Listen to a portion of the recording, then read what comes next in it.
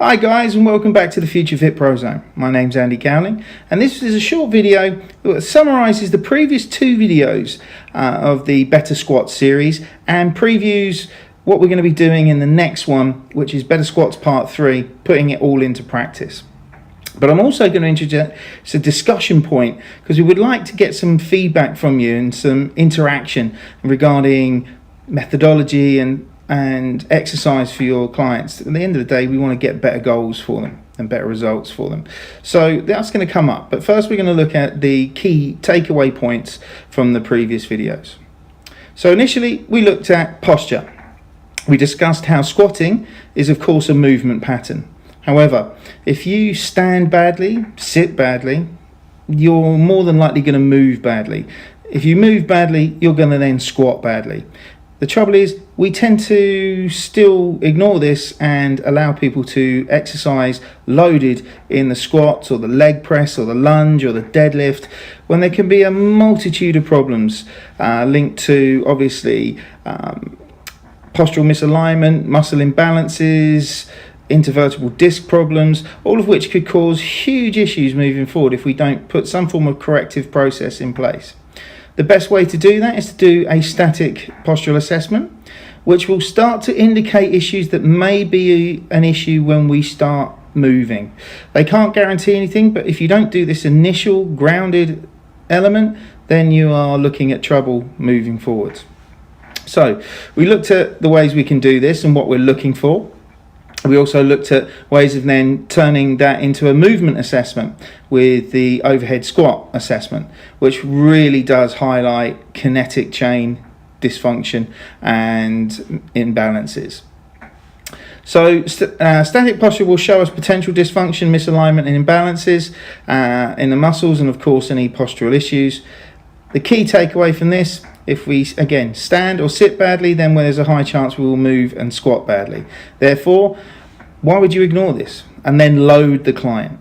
So this is our chance to set out a good foundation for our clients, correct the issues and allow them to progress towards their goals, which is why they come to us in the first place.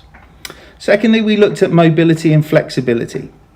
Now, having now identified the issues, we need to try and correct them. And mobility and flexibility, especially in a dynamic format, is a very fun way of overcoming some of these issues and allowing our clients to move forward towards achieving their goals. We have several options here: dynamic warm-ups, dynamic mobility, flexibility sessions, self-myofascial release, and specific exercise to correct the issues. Now, if any of you have been following James Gregory's excellent video series on dynamic mobility and flexibility, you'll start to be already feeling and seeing the benefits of this, I hope.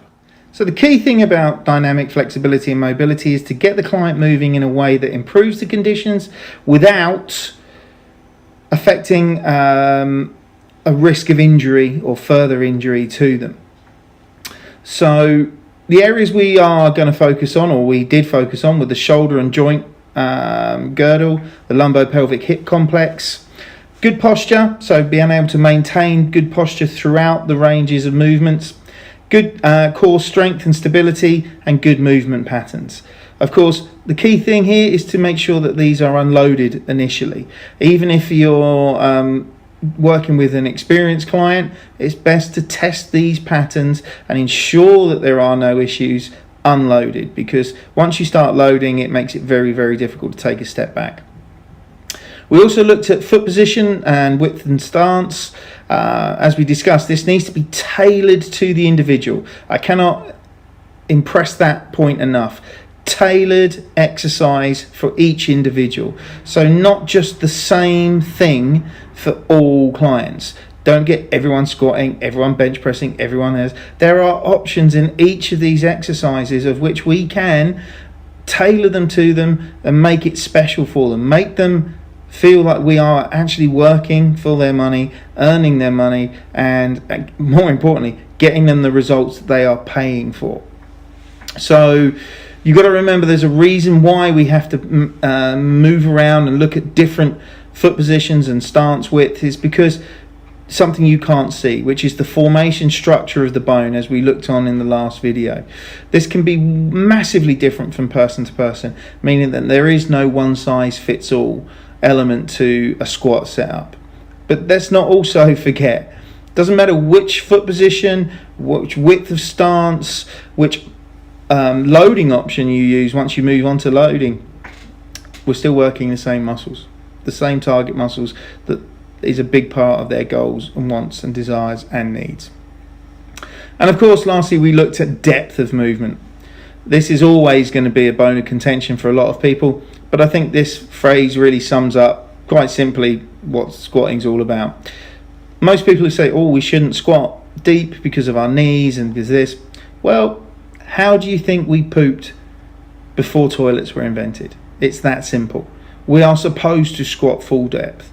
What we're not supposed to do is put 200 kilos on a bar, put it across our back, and then squat to full depth without first laying good foundations, good movement patterns, good ranges of motion, good flexibility and mobility through all of the required joints and parts of that kinetic chain. So that's really the point, that we are working towards a full depth, a full range squat, not enforcing it from the outset. Okay, we have got to start assessing our people properly, making sure we're doing the right things for them and helping them towards their goals in the best way possible. We also briefly touched on the different options of squat. So we looked at some of the different ways you can squat. And this is really what we're going to be heading towards in the next video. And we're looking at the pros and the cons of each of these different options and each of these different ways of squatting. Because let's not forget, the key point is people should be squatting. It is a great movement, but we've got to make it more functional, more appropriate, more personalized, and more importantly, more 3D. Maybe even four-dimensional, because we've got so used to loading through the sagittal frontal plane that we are potentially making our clients immobile whilst making them fitter. Which brings me to my hot topic. This is the contentious point, the contentious question that I wanted to raise with you all. So, here it is. Is tradition making us less fit and able? So what do I mean by this? Well, if I said to you, okay, show me how heavy you can squat, you would assume I'm talking about the back squat. And the back squat is the key point here. In the previous videos, I even asked the question, is the back squat the best squat? Is it the best option of squat?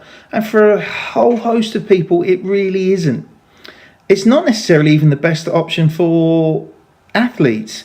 It's good for bodybuilders, it's great for powerlifters because it's part and parcel of what they need to do. But that doesn't make it right for everyone else. And are we just following tradition because we're scared to move away from that and the impression that would give? And I know what some people will say, but Arnold did squats. Absolutely, he did squats. He blazed a path for modern health and fitness 46 plus years ago. Okay, back in the 1970s, he was the guy that was blazing a path that gives us the industry we have today, and we've got a lot to thank him for. But equally, cars have come a long way in 46 years. Phones have come a long way in 46 years. Computers have come a long way in 46 years. Which versions of those things would you like to be using right now? So why, with everything that we know, with all the technological advance, with all the scientific advance, with all the knowledge advance, advancement that we've had in the last 46 years, are we still thinking that this is the only option that we have? I'm not saying it's not an option, I'm saying it's not the only option. And this is what I want us to discuss. I want you to feedback. I want you to get on our Facebook page and say that I've lost it, I'm mad, or whether you agree, whether you think another option is good. I want to see it. I want to hear it. I want to be able to interact with you guys and give feedback and have discussions. And this will lead into things later when we go onto the live Facebook Q&As. Okay guys, I hope you've enjoyed it and look forward to catching up with you and continue to raise the bar. Thanks, bye.